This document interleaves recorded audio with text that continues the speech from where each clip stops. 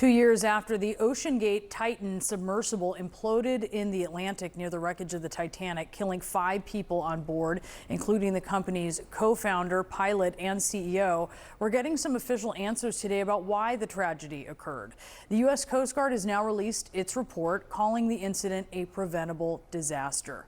Its investigation largely blames the company, OceanGate, for several contributing factors, including, quote, inadequate design, certification, maintenance, and inspection process for the sub.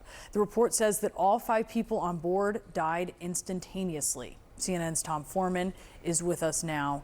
Tom, what more did investigators find here? This is a fascinating report, and let me tell you, through these hundreds of pages, the message is simple enough. This was badly designed, badly maintained, badly operated. They dodged all forms of inspection of this, and that's why 5 people died.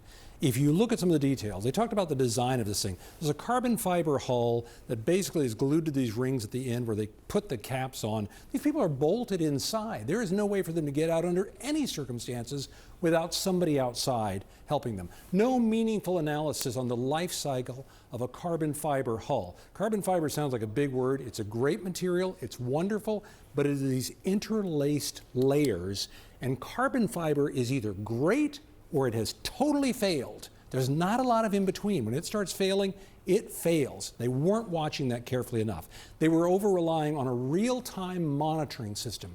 They had little sound systems, that were sensors on the hull of this thing that were basically listening to see if it was cracking. And if they had enough signs, well, maybe this thing's going to fail, we need to get out of here. And they had sensed problems before, which they just glossed right over and kept using it. I've spoken to engineers about this. Honestly, unless you were going to do really, really robust testing on that hull every single time, you could have seen this as a single-use submersible. Use it once, retire it, build a new one because of the pressure on this thing. The hull was used after these previous incidents. We talked about the design and the construction of the hull. Then the failure to investigate after significant damage in previous dives. They just kept going forward. They cited in this company a culture of being much more worried about, are we meeting cost targets here? Are we getting enough customers? How can we make this work? That was the real focus, not on keeping this going forward. And they stored it outdoors in Canada during winter, exposing it to extreme temperature fluctuations. When this happened, automatically the red flags among engineers went just right in the air, because they're saying, how did you build this thing? How did you operate this thing? How did you rely on a system? When they were going up and down, their communications was an abbreviated text messaging system, where if they wanted to know if they had communications up top, they would just send the letter K. That was the only thing, and then up top would try to tell them something else. They couldn't talk to anyone up top. They were having communications problems that day, which might have been a signal, say halfway down, turn it around, come back up, but that is not what happened. The one real, a positive, but it's such dark positive news out of all of this, is that when this happened, they were approaching 2.3 miles down, something like that. The amount of force at that level is close to 5,000 pounds per square inch. So when they say a catastrophic failure, unless they had some warning inside, some indication, they heard something, unless that happened, this truly collapsed so quickly nobody on board would know that anything was even beginning to happen. It would be over. But we do know this, in this report, people standing on the ship, the Polar Prince above, said, hey, what was that bang? They felt it up there. And one of the engineers later on who operated the ship said later on, he said, yeah, he said, in retrospect, I felt like there was a shudder in the ship at that moment. An hour and a half after they left, all of that added up into a completely preventable tragedy, and this report confirms it.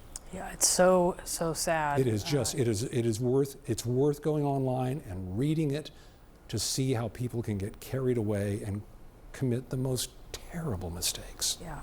Tom, thank you so much for taking us through that. Really appreciate it.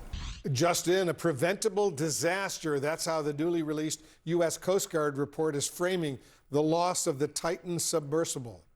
Here it is on the floor of the North Atlantic. The vessel imploded during a dive back in June of 2023 on the way to the Titanic, killing 5 people. For the latest, we are joined by CNN national correspondent Jason Carroll. Jason, what key findings can you share with us from this 300-page report?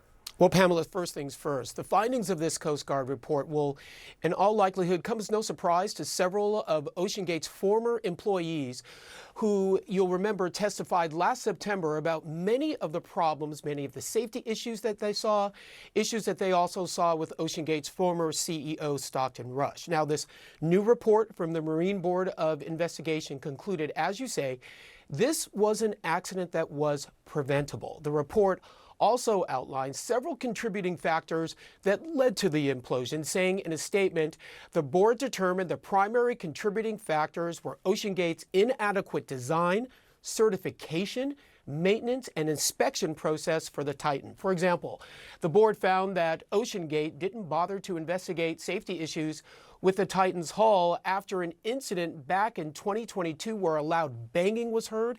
OceanGate's former employees had testified the company was doing all that it could to cut corners.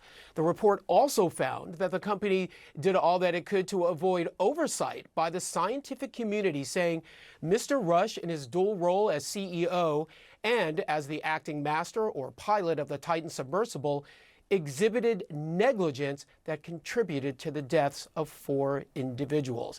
Now, when all 5 people perished on board the Titan, this report is the result of a 2-year investigation. And as you guys know, more is to come. We're still awaiting the results from the National Transportation Safety Board, which is doing its own investigation into the cause of the implosion. Well, let me follow up. Could Stockton Rush himself have faced charges if he survived? In all likelihood, Wolf, you're absolutely right, because the Marine Board of Investigation also found evidence of what they called potential criminal offense on the part of Stockton Rush. And had he survived, in all likelihood, they would have referred the matter to the Department of Justice, which then would have taken a look at it to see if criminal prosecution was warranted. Wolf? Jason Carroll reporting for us. Jason, thank you very much.